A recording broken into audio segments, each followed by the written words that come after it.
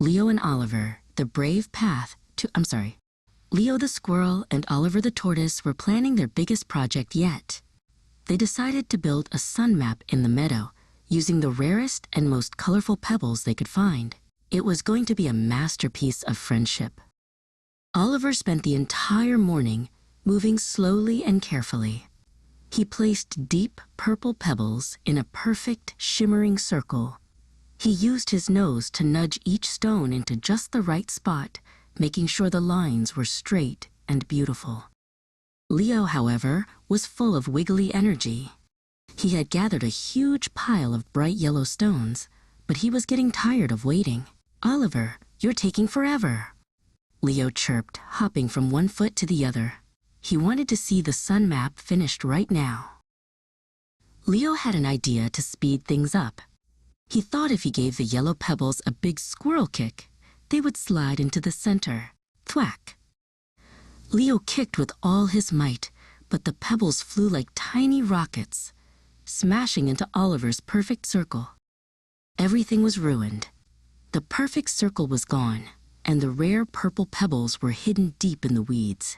Oliver looked at the empty space where his hard work had been, his shoulders dropping low as he realized their project was destroyed.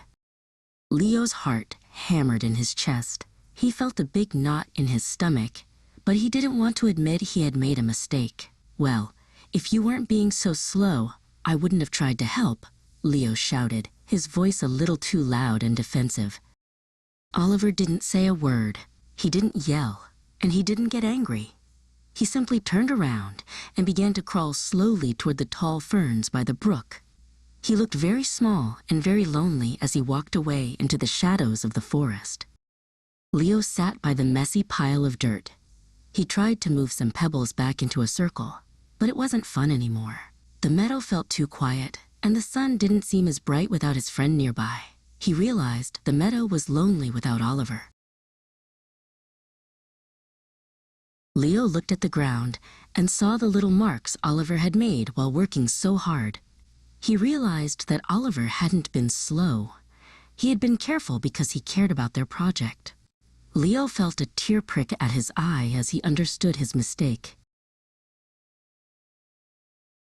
Leo knew he had to fix this. He searched through the grass until he found a beautiful, sparkling blue pebble. He tucked it into his pouch and set off toward the ferns. He found Oliver by the water, looking at the ripples in the brook. Leo walked up and sat beside his friend. He took a deep breath. "Oliver?" he whispered. "I am sorry. I was impatient, and I ruined your hard work. And I am extra sorry for blaming you when it was really my fault. I was just scared." Oliver smiled warmly. "It takes a brave squirrel to admit when he's wrong. I accept your apology." Together they went back and built a new sun map, bigger and brighter than the first, built on the strength of a true apology and love.